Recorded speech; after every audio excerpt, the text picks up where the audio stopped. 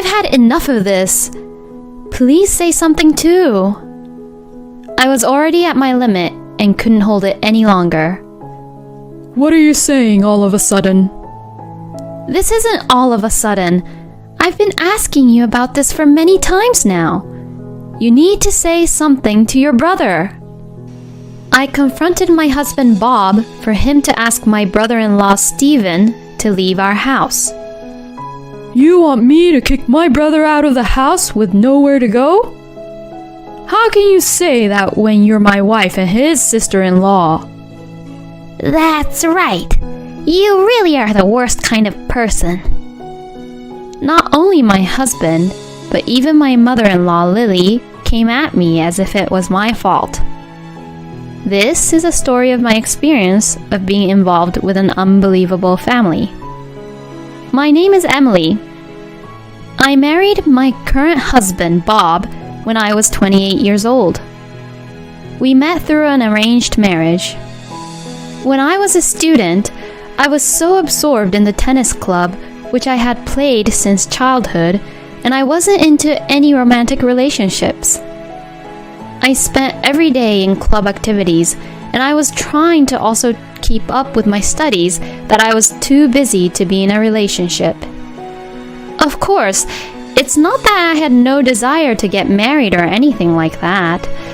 However, having never been in a relationship before, I didn't know how to build a relationship with a man, and even after starting to work, I was still unable to find a boyfriend. My boss at work, who couldn't stand to see me like that, told me that he knew a good man and introduced me to Bob. My first impression of him was that he was a kind man. He works for the government and seemed very calm and peaceful. Since he liked me and I originally wanted to get married by the time I was 30, I immediately accepted his offer to become a couple. Afterwards, we got along very well and we soon fell seriously in love with each other. I especially liked his sincerity and kindness, and I thought, I could actually marry him. Or so I thought. After a while, he proposed to me, and I immediately accepted and got engaged. We were able to get married without any problems. When Bob and I decided to get married, my parents, who were wealthy and owned several houses as vacation homes, gave me one of their houses. They gave me the option to choose the house I would want, and I chose a house that was just right, not too big and not too small.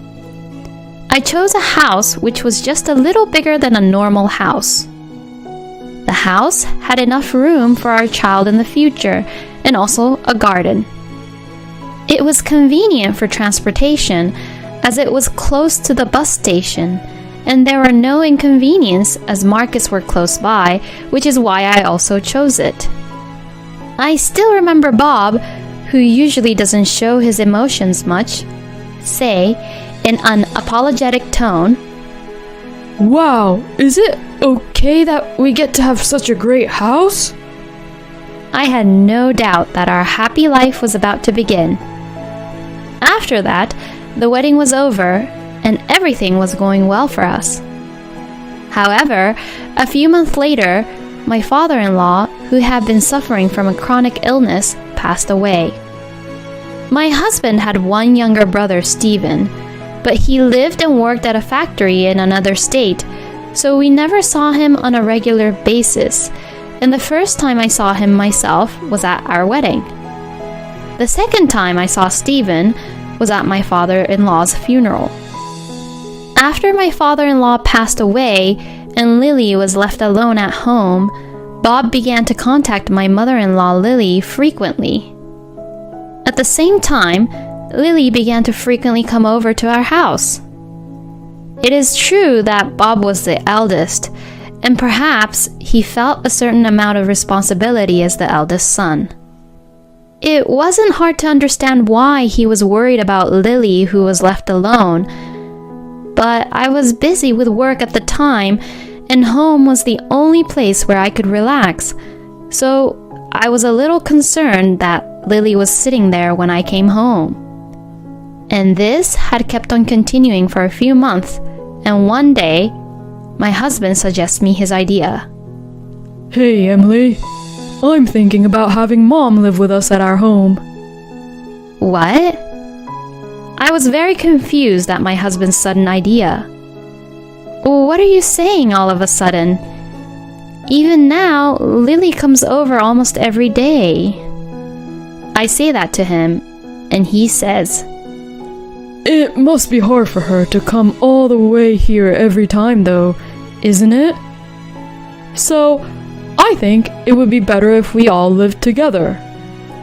Bob says, with his bright, sparkled eyes. It seems as if he had just come up with the best idea of his lifetime. Wait a minute. I don't like it when you say things like that all of a sudden. We have our own lives and lifestyle here. I try to back up my point, but he says, I mean, this house is too big for just the two of us, isn't it? We have plenty of rooms, and I think it would help Mom a lot if we lived together. He says that, and it seemed like he didn't want to listen to my opinion.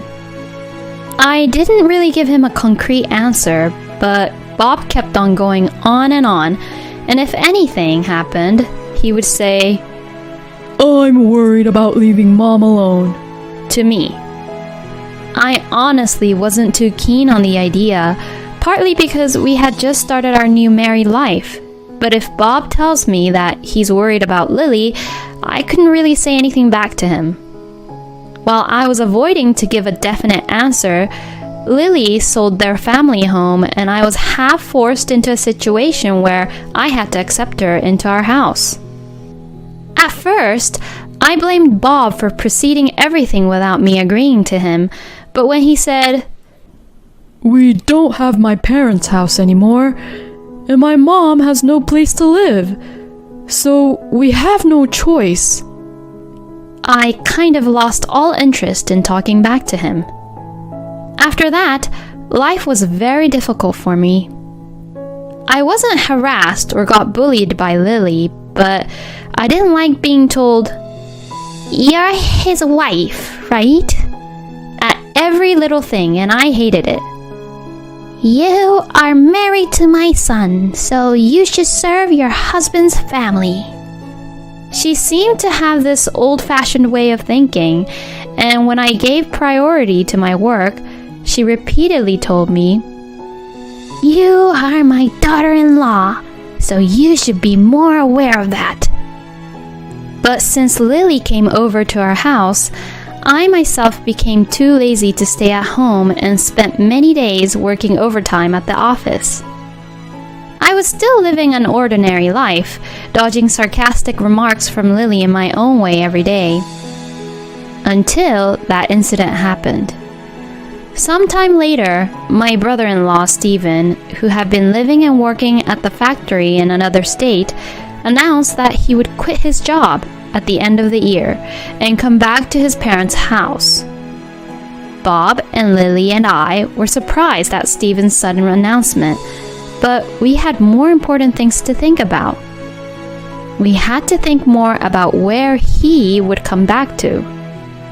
Their parents' house had already been sold, and he could no longer live there as he wished. When Stephen, who was ready to come back to his parents' house, came back here, he blamed Bob and Lily for selling the house without any notice while he was gone. Hey, I ain't hear nothing about the house being sold.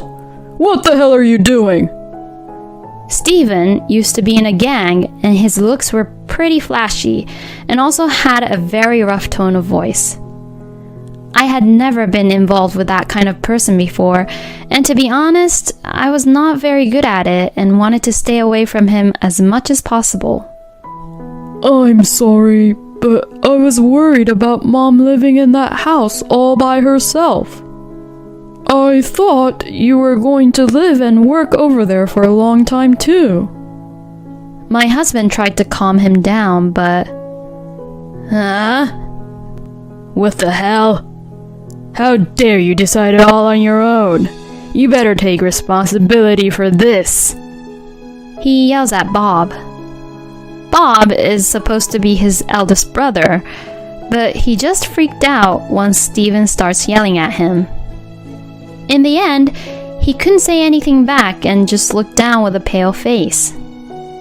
My father-in-law had said before he died that if anything happened to him, he would leave all the affairs of the house to Lily. Steven, who left his parents' house without permission, worked out of the state, and didn't send any money, has no right to blame Lily and his family. That's what I thought in my mind, but in the end, we couldn't come to an agreement, and Steven ended up moving in with us on the condition that he would stay with us until he found a new job. I was completely against it and complained. I can't have Steven living with us too. Now that Lily has come to live with us, our living expenses are getting higher and higher. I complained to Bob, but he told me that he would make him leave as soon as he found a job, so I had to put up with it until then. I couldn't just refuse Steven and request him to move out all on my own, so I had no choice but to have Steven move in with us for the time being. At this point, my mentality was already shattered, but the real hard part came after that. First of all, Steven had not tried to look for a new job even after a month, despite the fact that he was supposed to be looking for a new job. He didn't even look at any job listings, he didn't go to job interviews, and he just spent his days lounging around in the living room. Some days, he would stay in his room and blast loud music, and other days, he would occupy himself with the TV in the living room for hours. And seeing that, I was getting more and more stressed every day. To top it all off, I had just come home from work and he would ask me, "Where's the meal?" or, "I'll be the first one to take a bath, so prepare the bath quickly." I just couldn't stand this any longer and complained to Bob about it. "Hey, it's about Steven. Can't you do something about his attitude? Because he's treating me like his housekeeper." "What do you mean, a housekeeper? He thinks of you as his own sister and adores you in his own way, you know." Bob says this as he laughs away. Adores me? No way. He orders me to do things, you know. This is just like being his housekeeper. I'm not a servant in this house, you know. When I got very emotional, he said, "You should be fine, Emily. You're my wife after all." My anger reached its peak as he said that, so I am only your wife and not your brother's wife, and ended up yelling at him. "Please don't make a big deal out of this. You're right, Emily. You're not his wife. But it won't change the fact that he's your little brother, right? Please, don't be a hassle and just make it work with him somehow." That's what he says to me. I was disappointed in what Bob had said. He seemed to think that if I was the only one in the house who had to put up with it, everything would be all right. Bob seemed to think so. I thought that there was nothing more I could say to Bob, so I stopped complaining about Steven and Lily to him after that.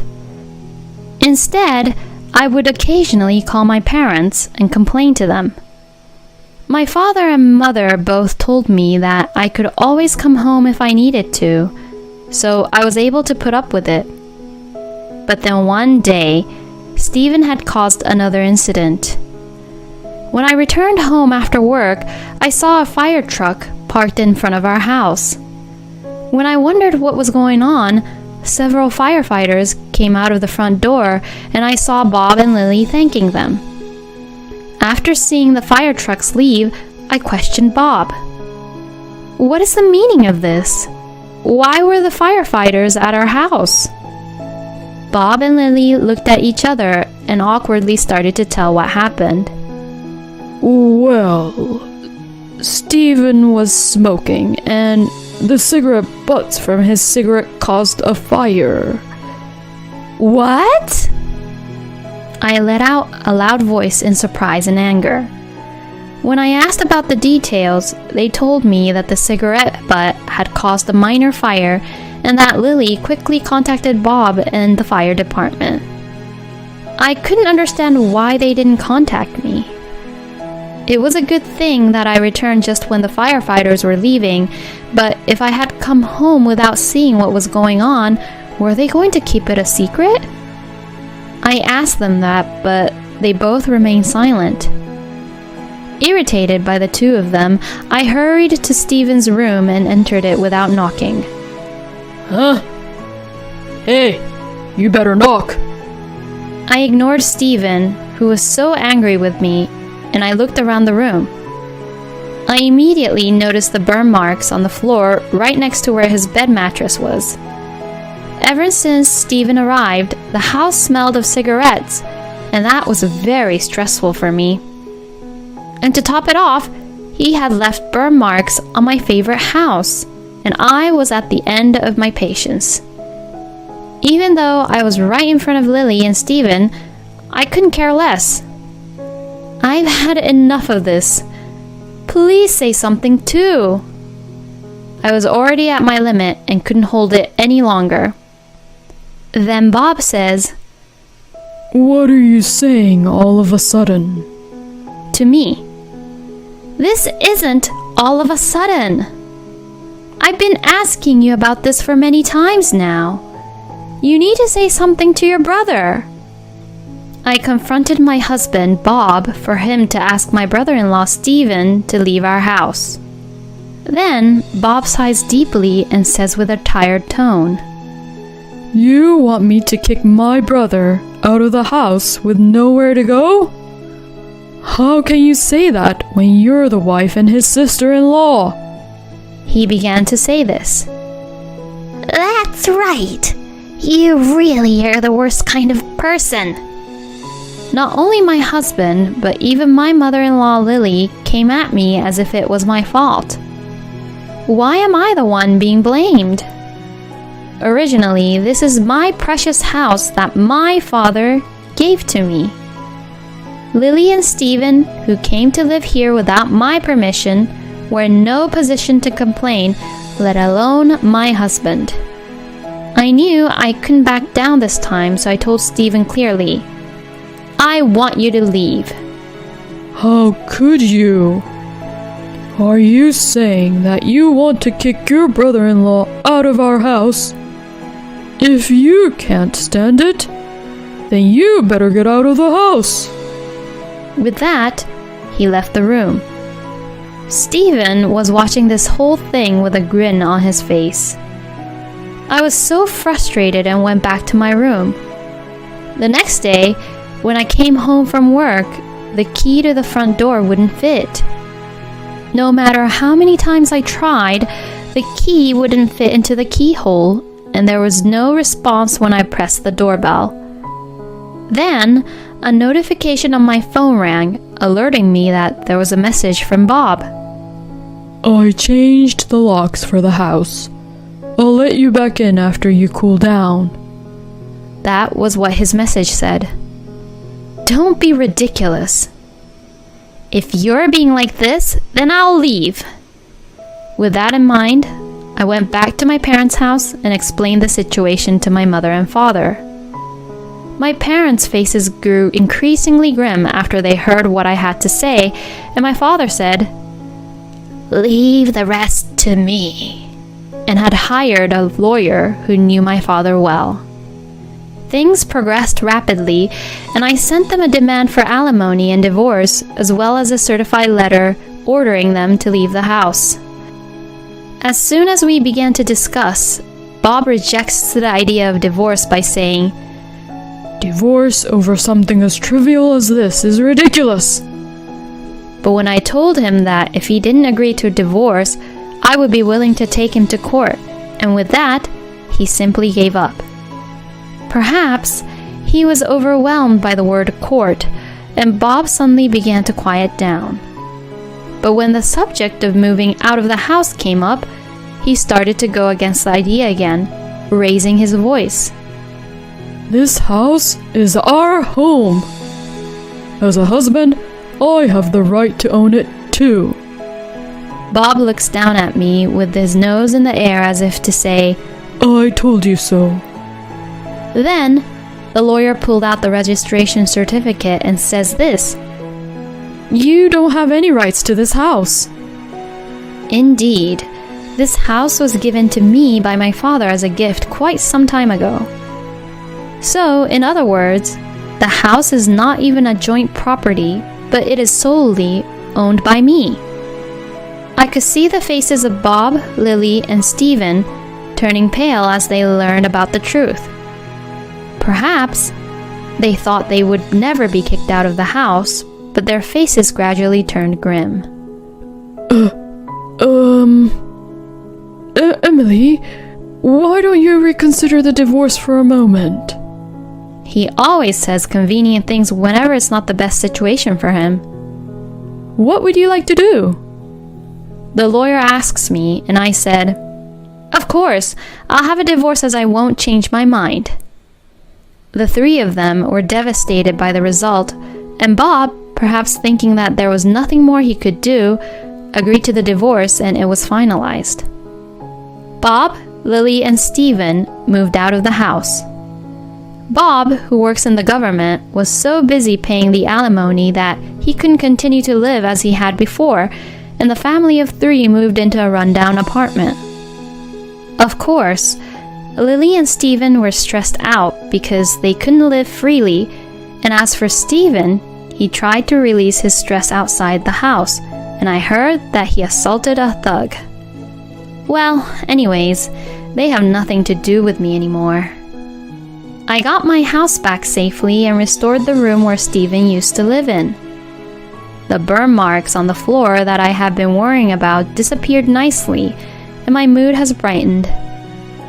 Now, my parents come to stay once a week and on weekends, and we are having a good time in our own way. I went to a dinner with the lawyer who helped me with this case afterwards to thank him for his help, and we have been seeing each other regularly since then. Perhaps one day I will be able to live a married life again. With this thought in my mind, I live happily every day